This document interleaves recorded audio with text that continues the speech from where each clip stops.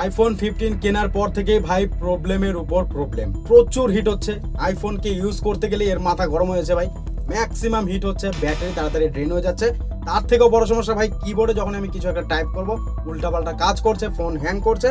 ক্যামেরাতে ভাই গেলে পরে আর কোনো কথাই নেই, ম্যাক্সিমাম হিট হচ্ছে ভাই, হাতে দেওয়া যাচ্ছে না। তো এই সমস্যাগুলো ফিক্স করার জন্য অ্যাপেল একটা নতুন আপডেট দিয়েছে।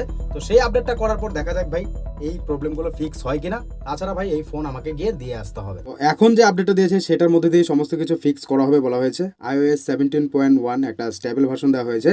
তো আমার ফোনে কিন্তু 1.46 জিবির একটা আপডেট এসেছে।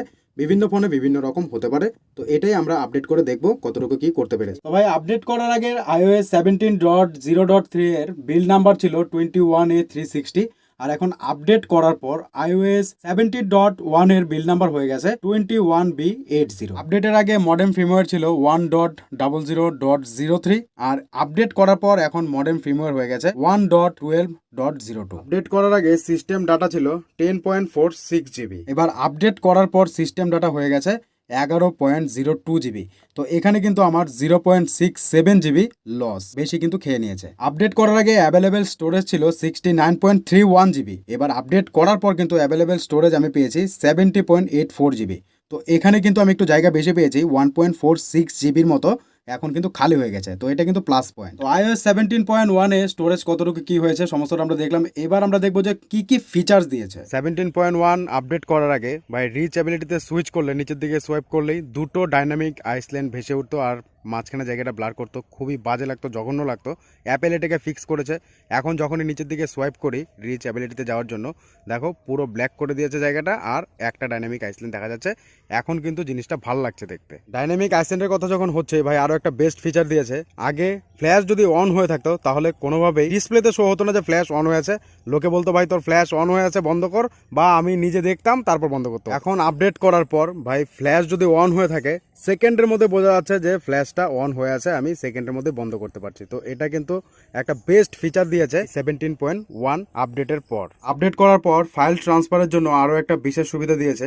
এয়ারড্রপের সাহায্যে ওয়াইফাই টু ওয়াইফাই ছিল আগে, এখন তুমি ফোনের ডাটা দিয়ে ট্রান্সফার করতে পারবে। তোমার বন্ধু যত দূরেই চলে যাক না কেন, তোমার ফাইল তার কাছে ট্রান্সফার হয়ে যাবে ইজিলি। আপডেট করার আগে ওয়ালপেপার সেট করার জন্য এক্সটেন্ড ওয়ালপেপার, মানে কোনো ওয়ালপেপারকে জুম করে সেভ করার অপশন ছিল না, কিন্তু আপডেট করার পর এখন 3 ডটে ক্লিক করলে কিন্তু 3টা অপশন আমরা দেখতে পাচ্ছি। ও ফটো লাইব্রেরি, এক্সটেন্ড ওয়ালপেপার আর ডেপথ এফেক্ট। তো আগে কিন্তু এক্সটেন্ড ওয়ালপেপারের যে অপশনটা সেটা কিন্তু ছিল না, এখন এটা কিন্তু দিয়ে দিয়েছে। এছাড়াও আগে ফটো শাফেলে অ্যালবাম অ্যাড করা যেত না, এখন কিন্তু সেই অপশনটাও দিয়ে দিয়েছে। নিজের পছন্দ মতো অ্যালবাম সেট করতে পারবো, আগে কিন্তু এই অপশনটা ছিল না। আপডেট করার আগে ফোন করতে থাকলে কেউ যদি আবার ট্রাই করতো আমাকে ফোন করার জন্য, তার নামটা কিন্তু সেখানে শো হতো না। এখন আপডেট করার পর কিন্তু এই অপশনটাও দিয়ে দিয়েছে। অ্যাপ স্টোরে গিয়ে সার্চ বোতামে ডাবল ট্যাপ করলে কিবোর্ড অন হতো না, কিন্তু এখন অ্যাপ স্টোরে গিয়ে ডাবল ট্যাপ করলে কিন্তু সার্চ বোতামে কিবোর্ড অন হয়ে যাচ্ছে। কিবোর্ডের কথা যখন হচ্ছে ভাই, কিবোর্ডে আগে আমি যা লিখতাম তা ভাই স্পেসে ক্লিক করলেই অন্য কিছু বসে যেত, কিন্তু এখন আমি স্পেসে ক্লিক করলেও কিন্তু যা লিখছি ভাই তাই কিন্তু বসছে। তো এটাও কিন্তু ফিক্স করেছে অ্যাপেল। এছাড়াও ভাই অ্যাপেল মিউজিকে অনেক চেঞ্জেস করেছে, গানকে ফেভারিট করে রাখা, তাছাড়া লক স্ক্রিনেও যে কোনো মিউজিককে ফেভারিট করতে পারবে, অ্যাড করতে পারবে, রিমুভ করা যাবে।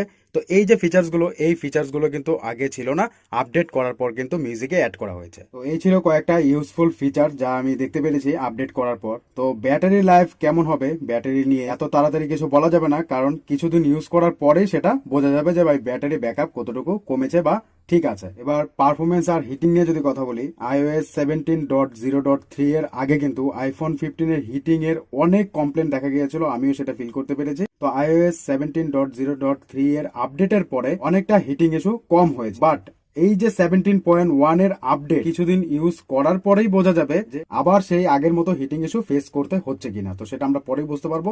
এছাড়াও যারা নতুন আইফোন কিনেছো 15, তারা তো অবশ্যই আপডেট করতে পারবে, কিন্তু যাদের ওয়ারেন্টি নেই তারা একটু ইউটিউবে রিভিউ দেখে তারপরে কিন্তু আপডেট করবে, কারণ অনেক সময় কিন্তু গ্রিন স্ক্রিনের প্রবলেম চলে আসে। গ্রিন স্ক্রিনের প্রবলেম এই আইফোন 15 এ কিন্তু এখনো পর্যন্ত দেখা যায়নি। আমি অনেক কয়েকটা রিভিউ দেখেছি, সেখানেও কিন্তু দেখা যায়নি। তো তোমরা একটু বুঝে শুনে আপডেট দেখে তারপর কিন্তু কিছুদিন ওয়েট করে আপডেটগুলো দেখে দেখে আপডেট করাটাই বেটার হবে। আর যাদের ওয়ারেন্টি আছে তারা চোখ বন্ধ করে আপডেট করে নিতে পারো। ফোনটাকে মাত্র আপডেট করলাম, তো দেখা যাক প্রবলেমগুলো সলভ হয় কিনা। যদি না হয় তাহলে তো আমাকে ব্যবস্থা নিতেই হবে। তো তার মধ্যে কিন্তু তোমাদের জন্য গেমিং টেস্ট, ক্যামেরা টেস্ট এবং ফুল রিভিউ নিয়ে ভিডিও চলে আসবে পরপর। তার জন্য চ্যানেলটাকে সাবস্ক্রাইব করে রাখবে, সাপোর্ট করার জন্য বন্ধুদের সঙ্গে শেয়ার করবে। চলো আজকের জন্য বাই।